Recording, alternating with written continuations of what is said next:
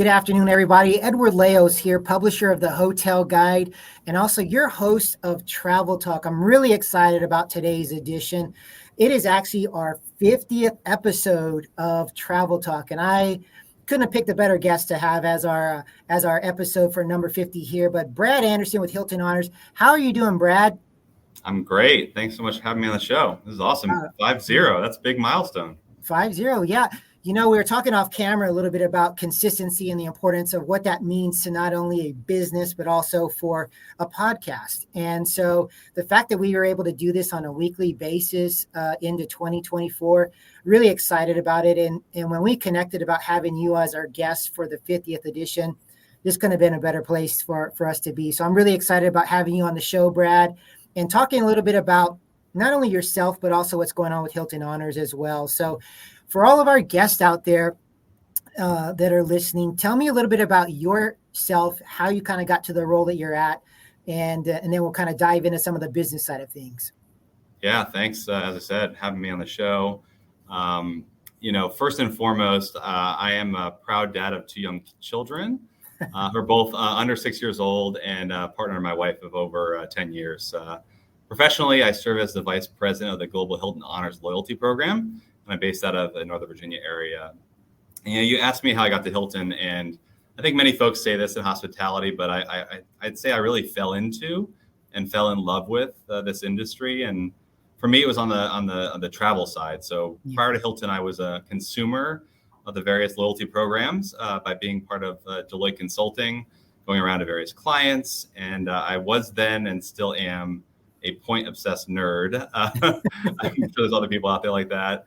And just trying to unlock the value of these programs, of which they are very, very rich. So, when I got a chance to come and lead design and strategy for a loyalty program experience, let alone one of the best global travel brands on the planet across 126 countries, I think it really was a once-in-a-lifetime opportunity. So, more specifically, I've been with Hilton and Hilton Honors for coming close to 8 years now. Yeah. And in that time, my team and I have charted a new course of the program. Mm-hmm. We've achieved a massive amount of growth. I think 125 million new members since I started. And not I think bad. Not bad. By the time I think we're done speaking, we'll probably have added a couple thousand more.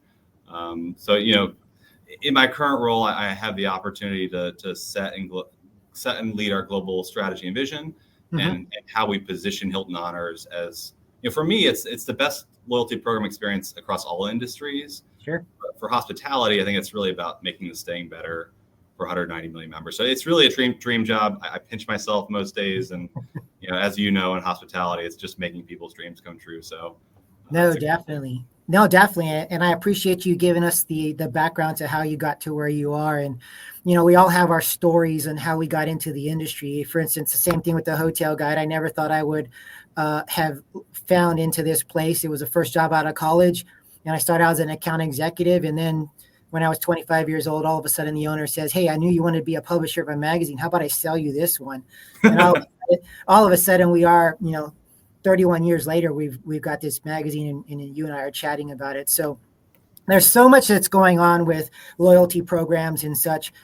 What are some great things that you are doing there at Hilton Honors that our guests should know about, and maybe even what's going on, maybe even coming on tap for the next year or so? Yeah, there's so many really exciting things happening at Hilton Honors. And, one of the most exciting things that I've been personally working on for a while now, but it's only been public since February this year. Mm-hmm. And that's our new partnership with the small luxury hotels of the world.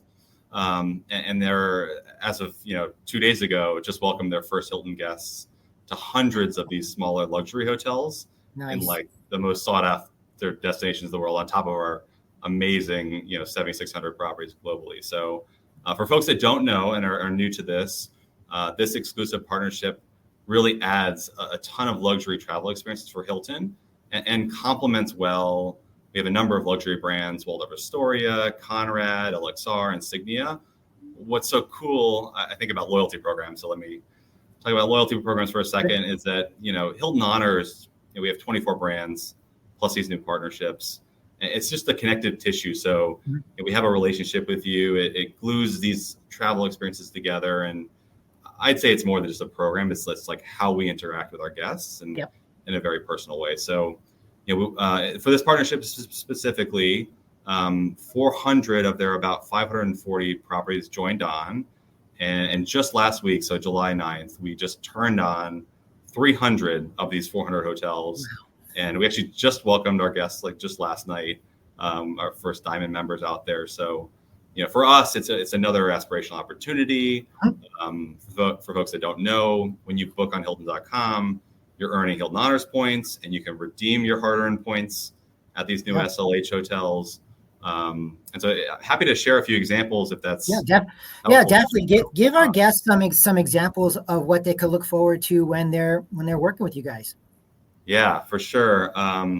I think we'll get to some of my travel experience in the back half of this, but there's a really cool hotel called the Nim Hotel for folks that have been to Copenhagen. It's about a 40-room hotel located physically in the Tivoli Gardens, right in that actual amusement park experience. So that's one of the SLH hotels you can join or you can book and stay at. There's one in Spain in Marbella, the Nobu Hotel. That's about 100 keys. And so just the laid back beach experience, you have laid back luxury during the day, and then you have a great fine dining experience at night. And then maybe one more example, Hermitage Bay, which is out of our Antigua and Barbuda, all-inclusive retreat. You can have the great beach experience right in the Hermitage Bay. So 3 examples. I have many more if you'd like to hear them, but it's just a really great luxury experience to give you more reasons to stay and exclusively stay with Hilton. No, definitely. And I think that's the important thing. There's loyalty programs just about everything nowadays. What makes Hilton Honors so unique? Yeah, I mean, I think, well, on the Hotel Guide, it's about the branded hotel experience, right? Mm-hmm. So, you go and earn these points, you have a great stay on your business travel, but then when you want to do something special for your family, where you can use your points is really critical. And adding, 400 small luxury hotels, adding, destination hotels, like, we just launched a new Hilton hotel in Kathmandu in Nepal. We are launching new all-inclusive hotels in Crete and the Dominican Republic. Those where you can actually have that experience is so critical. So I think that stands out for Hilton Honors. And aside from the hotels themselves, I think, you want a loyalty program that's flexible. Yep. We have something called points and money sliders. You actually don't have to wait 70 nights to earn up enough points to stay at one of our hotels or our partner hotels. So, people looking for easy, simple, flexible. I think Hilton Honors delivers across a lot of those things. No, definitely. I think it's important to have that flexibility. People are looking for ease, as you said. I think they want to eliminate as many hurdles as possible when they're traveling because we're bombarded with so many things when it's trying to travel. So let's switch a little bit from the business side of things, and I want to talk a little bit about the personal side. I always have my guests, I ask them two questions because I think it's important for our listeners to know a little bit about the individuals who are working behind the scenes in these great positions. But obviously the hospitality industry has been in your blood for a long time, but what are some of your favorite travel destinations that you've been to? Oh my gosh. How much time do you have? No, I'll give you two examples. Okay. We actually just went on a Scandinavian tour out there, and we actually almost didn't go here. So this is for folks that are planning a trip. Tallinn, Estonia actually was very, very impressive to me. If you haven't been, it's part of an old town, one of the best preserved old towns in Europe, and it's a UNESCO World Heritage Site. And interestingly, we actually stayed in the Hilton Helsinki Strand, which is about a 2-hour cruise ship ferry. We did a day trip down with the two kids.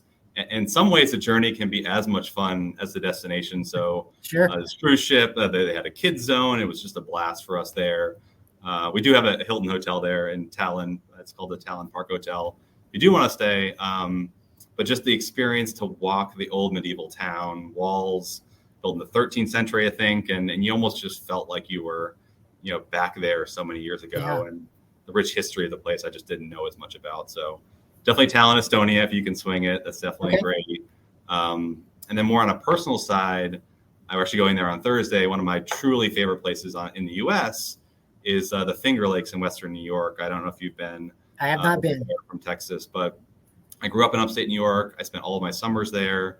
They're glacial Finger Lakes that are one of the deepest lakes in the country. And, Ithaca, New York, which we have a great canopy there if you want to stay there, is where Cornell is and the hospitality school for those hoteliers out there. So I definitely encourage you to go up there and have a great stay at our Hilton hotels up there. But two places I love in the world. Two great places. Those are New York's one of my favorite places. Obviously, I haven't made it up to upstate New York yet, but this sounds like a reason to go. So let's talk about where you've been to where you may want to go. What are some of your bucket list travel spots that you may want to knock off? Oh, I'm always planning trips. So I give you two on this too. I think might be cliche, but African safari is really high on what we want to do. We didn't get a chance to do that before we had kids. So now we're kind of trying to wait until they get to, early teen age years to get out there. But when we do get the chance, I think a lot of folks have been going to Kenya and Nairobi, and we just have some new, we have a new curio there. It's about like 100 keys. The Kwetu Nairobi, I think is what it's called. And we actually just launched an SLH hotel last week called the Hemingway Nairobi. So nice, two great places that hopefully I can. We do a podcast in 5 years. We can talk about that. So I don't know. Have you been on a safari? Have you gotten the chance? I have not been on it. Our editor in chief literally just got back from an African safari, and she made the point of saying, "I almost did not come back." Which was one of those, and she travels all over the world, and so just for her to say that, I was like, it was just a powerful thing, I think, that she experienced. I've been invited to go. I have not made it there yet, but yes, it would be on a bucket list for me as well. Great. Yeah, we're big outdoors, nature, be out there in Adventureland. So the last one's gonna give you was Galapagos Islands, a little bit harder to get to, but we worked a deal with a hotel owner there on one of the few hotels on the island. Is a curio. It's called Royal Palms, and also a UNESCO World Heritage Site. I guess is a theme today, but just to see what Charles Darwin saw, the natural beauty. I think it's only like 60,000 points or 80,000 points to stay at that hotel, but just small room, a small, a small type of hotel, just a whole different vibe. So if I could bring my family there and see the finches and see the wildlife, I would. Wow. So that might be sooner than 5 years from now. 5 years from now.